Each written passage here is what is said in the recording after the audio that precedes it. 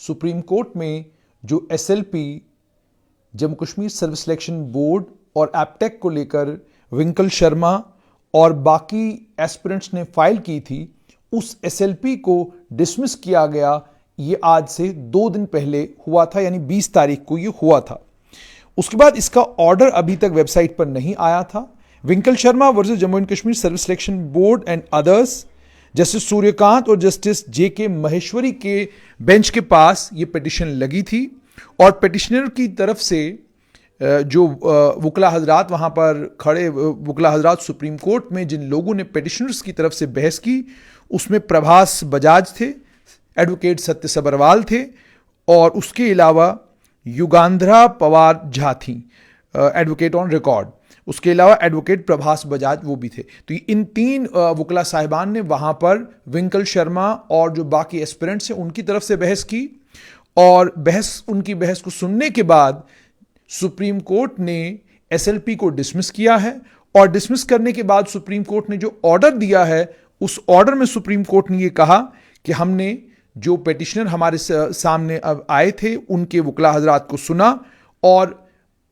हमने पूरे तरीके से उनको सुना और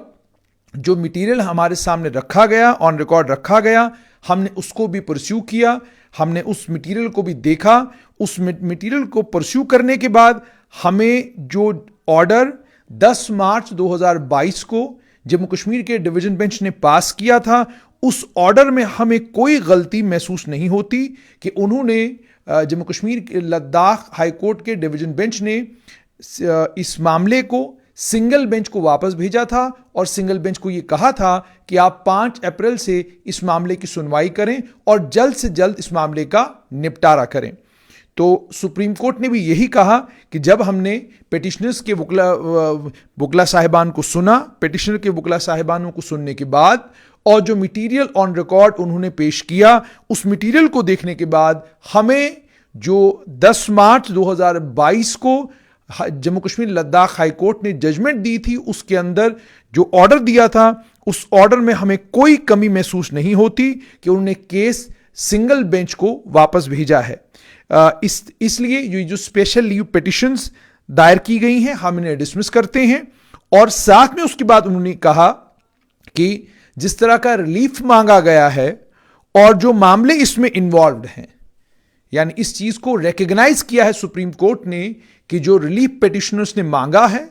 और जो मामले इसमें इन्वॉल्व हैं। मामले का मतलब यह है जो एप्टेक को लेकर पिटिशनर्स ने सबूत सुप्रीम कोर्ट के सामने रखे, लगभग 400 से ज्यादा पेजों की ये एसएलपी थी, जिस एसएलपी का कॉग्निजेंस सुप्रीम कोर्ट ने लिया और उसके बाद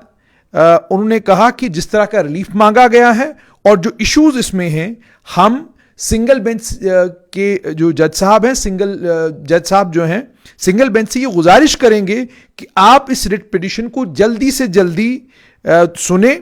और 4 महीने के अंदर अंदर आप इस रिट पिटिशन का फैसला करें। इस ऑर्डर की कॉपी मिलने के बाद 4 महीने के अंदर अंदर आप इस रिट पिटिशन का फैसला करें। यानी मामला अब यहां आकर पहुंचा कि जम्मू कश्मीर लद्दाख हाई कोर्ट के डिवीजन बेंच ने जो फैसला दिया था, जिस फैसले में जम्मू कश्मीर लद्दाख हाई कोर्ट के डिवीजन बेंच ने टेक्निकल एरर्स की बिना पर इस पूरे मामले को सिंगल बेंच को वापस भेजा था और सिंगल बेंच को यह कहा था कि आप दोनों पार्टीज को एट लेंथ सुनिए और दोनों पार्टीज को एट लेंथ सुनने के बाद आप इस फैसले का निपटारा करिए।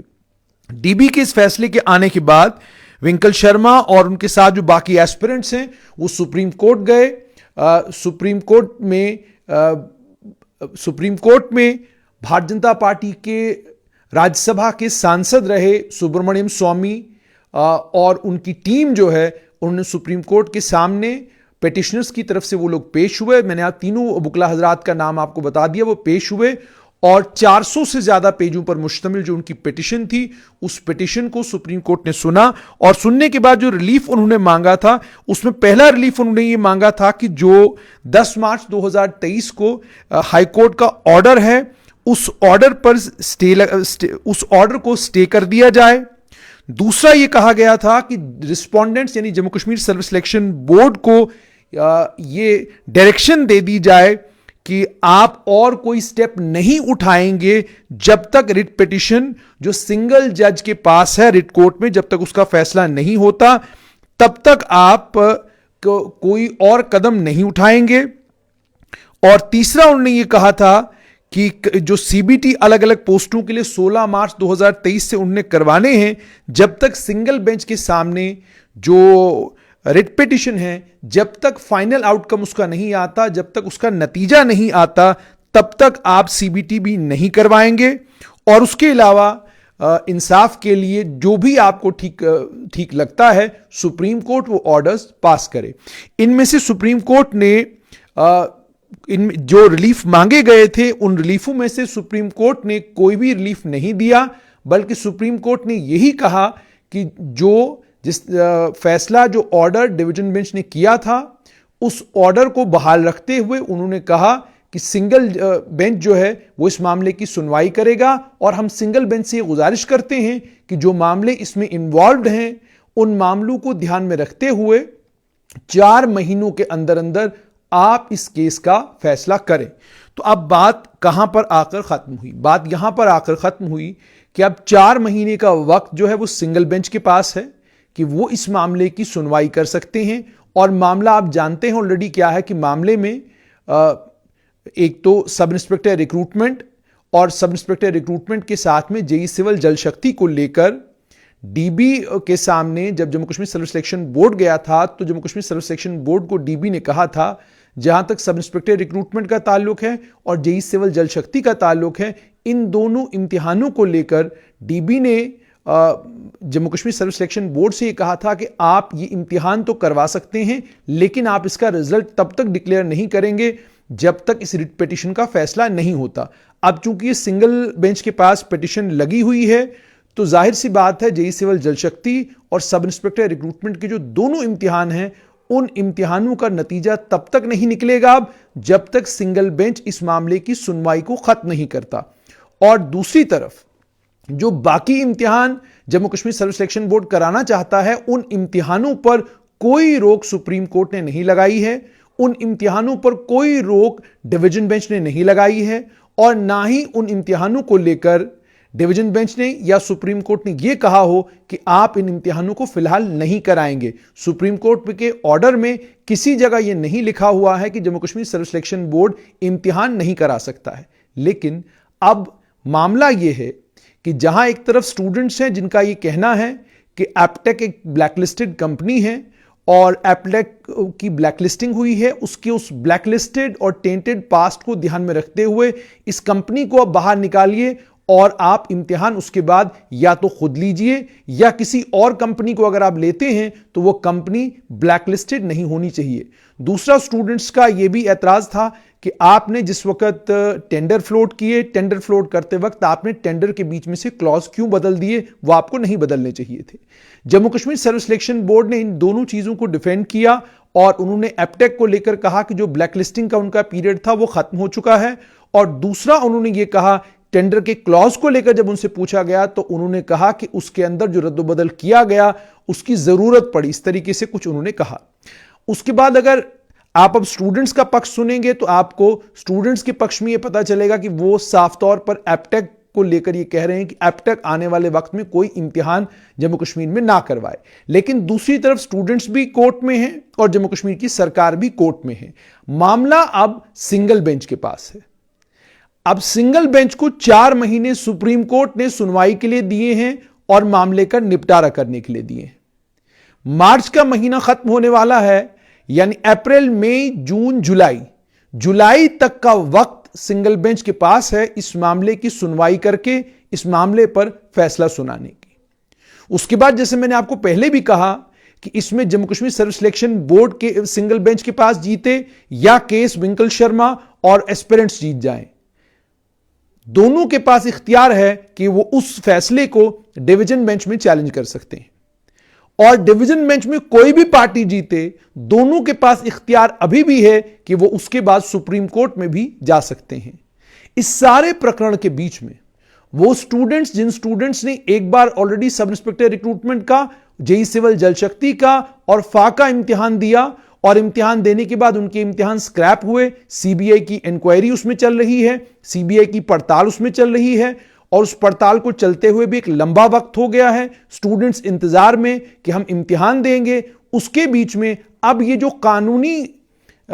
कानूनी प्रक्रिया आ गई है, इस कानूनी प्रक्रिया के चलते मामला लंबा खिंचेगा, और इस लंबे खिंचने वाले मामले में नुकसान स्टूडेंट्स का होगा। नुकसान उन तमाम बच्चों का होगा जिन तमाम बच्चों का किसी सियासी जमात के साथ, किसी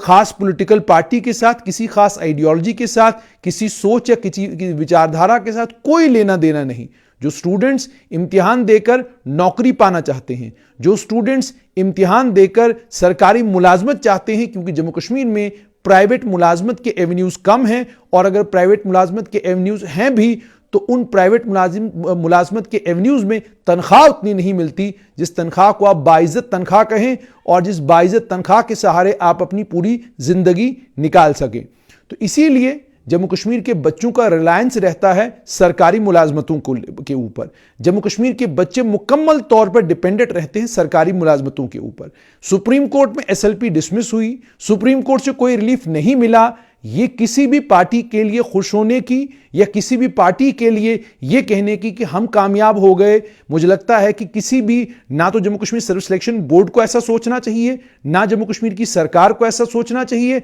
और ना ही एस्पिरेंट्स को ऐसा सोचना चाहिए। उसकी वजह यह है कि मामला अभी भी कोर्ट में विचाराधीन है। जब तक मामले का निपटारा कोर्ट में नहीं होता, तब तक कम से कम जो 2 इम्तिहान हैं उन 2 इम्तिहानों के नतीजे नहीं निकलेंगे। तो इसका मतलब आपकी सब इंस्पेक्टर रिक्रूटमेंट, आपकी जेई सिविल जल शक्ति की रिक्रूटमेंट लंबे वक्त तक आगे खिंचती रहेगी। और उसके बाद आप ये भी जानते हैं कि ऑलरेडी जब सिंगल बेंच के सामने इस मामले की सुनवाई हुई थी तो सिंगल बेंच ने जम्मू कश्मीर की सरकार की खिंचाई भी की थी, Jammu Kashmir service selection board की खिंचाई भी की थी, और सिर्फ इतना ही नहीं बल्कि उन्होंने यहां तक कह दिया था कि आप एक जुडिशियल इंक्वायरी करवाएं और मालूम करें कि किस तरीके से और कौन लोग थे जिन लोगों ने फैसिलिटेट किया और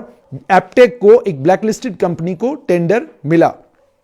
ये सब चीजें ऑलरेडी सिंगल बेंच कह चुका है। उसके बाद डीबी ने उस जजमेंट को क्वॉश किया, और क्वॉश करने के बाद डीबी ने टेक्निकल ग्राउंड्स पर क्वॉश किया और कहा कि अब सिंगल बेंच दोबारा सुनेगा, इसमें एप्टेक को भी सुना जाएगा, जेकेएसएसबी को भी सुना जाएगा, जम्मू कश्मीर की सरकार को भी सुना जाएगा, और एस्पिरेंट्स को भी सुना जाएगा। अब जैसा मैंने आपको कहा कि सुनवाई किसी की भी हो, मामला फैसला किसी के भी हक में जाए, नुकसान उन तमाम बच्चों का होगा जो तमाम बच्चे इम्तिहान की तैयारी कर रहे हैं। और फ्रस्ट्रेशन का आलम यह है कि मेरे व्हाट्सएप के ऊपर बहुत सारे मैसेजेस आते हैं, मैं रोज आपके मैसेजेस पढ़ता हूं, और वो मैसेज पढ़ के मुझे इस बात का अंदाजा लगता है कि आप इस वक्त किन हालात से गुजर रहे हैं, आपके दिमाग पर, आपकी सोच के ऊपर और आप पर क्या कुछ बीत रही है, और आपके साथ में आपके मां बाप, आपके परिवार के लोग कितने ज्यादा इस वक्त परेशान हैं। और परेशान इसी बात से हैं कि ये मामला और ये रिक्रूटमेंट बार बार या तो कोर्ट के अधीन हो रही है या इसमें जांच हो रही है। पहली बार आपने रिक्रूटमेंट कराने की कोशिश की तो सारी रिक्रूटमेंट सीबीआई के पास है, दूसरी बार आप रिक्रूटमेंट कराने की कोशिश कर रहे हैं तो आपका मामला सिंगल बेंच के पास है, फिर ये डीबी के पास जाएगा और फिर वापस दोबारा सुप्रीम कोर्ट में। क्योंकि स्टूडेंट्स भी एजिटेटेड हैं, स्टूडेंट्स भी जबरदस्त गुस्से और जबरदस्त नाराजगी में हैं। उन्होंने भी तय कर लिया है कि हम भी बैठेंगे नहीं, हम भी इसको लगातार कंटेस्ट करेंगे, और जब तक जम्मू कश्मीर की सरकार एप्टेक को लेकर कोई फैसला नहीं करती तब तक हम भी पीछे नहीं हटेंगे। तो जब ना तो Jammu Kashmir service selection board पीछे हटने के मूड में है, ना स्टूडेंट्स पीछे हटने के मूड में हैं, तो इसका नतीजा यही निकलेगा, ये लंबे वक्त तक मामला खिंचता रहेगा। और स्टूडेंट्स का जिन्होंने दूसरी बार सब इंस्पेक्टर रिक्रूटमेंट का इम्तिहान दिया है, जिन्होंने दूसरी बार जेई सिविल जल शक्ति का इम्तिहान दिया है, उन स्टूडेंट्स का इसमें जबरदस्त नुकसान जो है वो होगा। उन तमाम स्टूडेंट्स का जिन्होंने इम्तिहान दिया, उन तमाम स्टूडेंट्स का, क्योंकि सभी स्टूडेंट्स चाहते क्या हैं? सभी स्टूडेंट्स चाहते हैं कि उनको सरकारी मुलाजमत मिले, सिलेक्शन जल्द से जल्द हो। जम्मू कश्मीर की सरकार को इस मामले को लेकर गंभीरता के साथ बैठकर Jammu Kashmir service selection board हो, चीफ सेक्रेटरी का सचिवालय, चीफ सेक्रेटरी का दफ्तर हो, या लेफ्टिनेंट गवर्नर का दफ्तर हो, सभी को बैठकर आराम से इस पर चिंतन मंथन करके एक वो फैसला लेना चाहिए जो फैसला इन बच्चों के कैरियर को बचाए, जिस फैसले से इम्तिहान जल्द से जल्द हो, जिस फैसले से जल्द नतीजे निकलें, ताकि जो एक्सपेक्टेशंस इन बच्चों की हैं कि इन्हें जल्द नौकरी मिले, वो एक्सपेक्टेशंस फुलफिल हो। 2020 से आपकी पुलिस की सब इंस्पेक्टर की रिक्रूटमेंट शुरू हुई है और 2023 का मार्च है, और आप जानते हैं जम्मू कश्मीर में पंचायत के चुनाव जुलाई के बाद होने हैं, और उसके बाद लोकसभा के चुनाव जो है मार्च 2024 के बाद उसका माहौल बनेगा। तो फिर आप इम्तिहान कैसे कराएंगे? क्योंकि जिस तरीके से वक्त गुजर रहा है, पिछले मार्च में सब इंस्पेक्टर की रिक्रूटमेंट चल रही थी, उसके बाद जून जुलाई आया तो वो सीबीआई के पास चली गई। दूसरा मार्च 2023 का आ चुका है, इसमें अभी सब इंस्पेक्टर की रिक्रूटमेंट और जेई सिविल जल शक्ति की रिक्रूटमेंट आपकी कोर्ट में है, और अगर इसी तरीके से खिंचता रहा मामला तो यह मामला पहुंच जाएगा 2024 में, फिर आपके लोकसभा के चुनाव में। मैं इसलिए कह रहा हूं क्योंकि जो मैं हालात देख रहा हूं उसके हिसाब से मुझे यही लग रहा है कि यह मामला बड़ा लंबा खिंचेगा। तो सरकार को चाहिए कि स्टूडेंट्स के हक में, सरकार को चाहिए कि स्टूडेंट्स के माता पिताओं को ध्यान में रखते हुए, और खासकर वो बच्चे जो दूर दराज के इलाकों से आते हैं, डोडा, भदरवा, किश्तवाड़, राजौरी, पुंछ के दूर दराज पहाड़ी इलाकों से जो बच्चे आकर इम्तिहान दे रहे हैं, तैयारी कर रहे हैं, लाइब्रेरियों में बैठे हुए हैं, उन तमाम बच्चों का सरकार ख्याल करे और कोई ऐसा रास्ता निकाले जिस रास्ते में इन बच्चों का कैरियर भी बचे और सरकार की जो मंशा है कि जल्द से जल्द रिक्रूटमेंट मुकम्मल हो, बच्चों को नौकरियां मिले, वो मंशा भी पूरी हो।